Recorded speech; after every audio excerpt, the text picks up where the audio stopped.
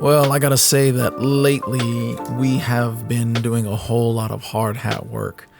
This here is for a training video for a company that got in touch with us, and they just wanted to conduct some on-site training at some oil fields, and so this is what we did here. And lately we've just been getting a lot of hard hat work, which, thank God it's good work, pays the bills. It's consistent work. It's fun. It really is fun to do. I get to wear my cowboy boots. You already know me and my cowboy boots. But yeah, no, it was great. The only thing is that sometimes, because of the nature of the work, it can be very fly by the seat of pants, go as we're figuring it out on the go. And in this particular situation, see us setting up and then breaking down is because when you're working with oil fields, different contractors might be working on that site, but may not own it. Therefore, there are other contractors that need to come in and need to do stuff to the oil rig, and you're there trying to use it. And we were trying to film, and we could not film because, hey, we have to work on this. We have to work on this rig, or we have to work on that rig, or they're going to be doing something right there. It's just totally going to get in the shot. So we had to figure it out on the go. But you'll see that this one is very guerrilla style. It was just us pulling out cameras and tripods, and that's it, except for the interview portion where you saw him talking at the beginning. And this is where we used that China silk on him that you see in the background. By the way, this is the shoot where the wind picked up so hard that as I placed it back there with the sandbag on it, but the wind blew it over and it fell on the back of that truck and ripped the top portion of the China silk, which was it was a sad day. We still use it though. It's a small 1-inch tear at the top. We still use it, but it was great. As if you want to go back and watch it again, like on this guy right now, you can see how harsh the sunlight is. You can see how the highlights and the shadows are just so harsh day and night, on and off, versus when we were doing his little speaking to the camera, talking to the camera portion. They were nice and smooth. You could still see that there were shadows, so the diffusion wasn't overly powerful where it eliminated everything and it was just bland. But with the China silk, we were able to knock it down about a stop, so you could still see that there's some sunlight in there. But this was just some of the footage that I was just showing of, just they're gonna do what they're gonna do and we're gonna just capture it. Once again, there's the China silk, and then we also use the bounce, which I am Hollywooding the entire time. And that's why I love wearing my little side pouch, because I turn my side pouch to the front and then I just put that thing right into the side pouch, so I'm not trying to hold it for the whole 45 minutes that we're doing that little talking to camera portion.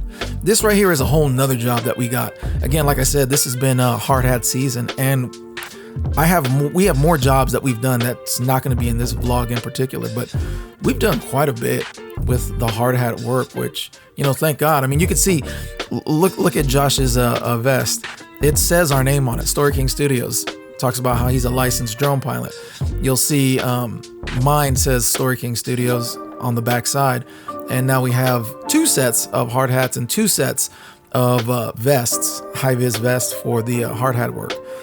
And we actually got a different colors. The reason why we got 2 sets is one is high-vis yellow or green, whatever you want to call that, and the other one is straight up orange, because we were having the green one or the yellow one, and then we're walking around getting shots, and when we're droning, we could see ourselves in the shot because we have the yellow and the other workers had the orange, and we were like, oh no, we have to be camouflaged.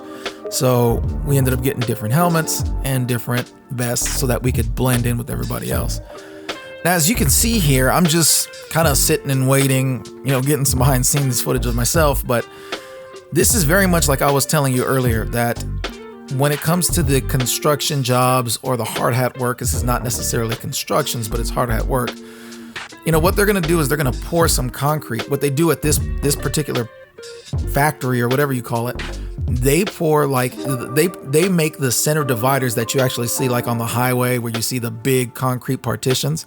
And so that's what they're about to make right now. But because of the nature of the work, it's not like we could just bang, bang, bang and it's done. They actually have to check for safety. You have to make sure everything's where it needs to be. They start to push in the thing so then they could pour in the concrete and this is not ready, or that's not ready, or oops, we didn't do this right, so let's do it again. So literally, we were kind of standing around for a long time, so that we can get this. And it's not a bad thing, as you can see the drone right up in the middle there, coming down.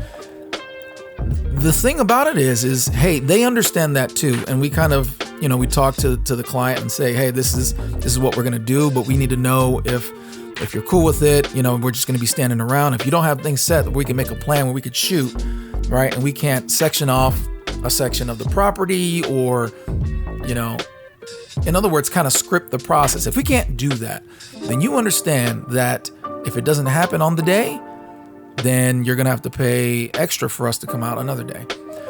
And this client was completely cool with that. They understood, okay, if that happens, then yeah.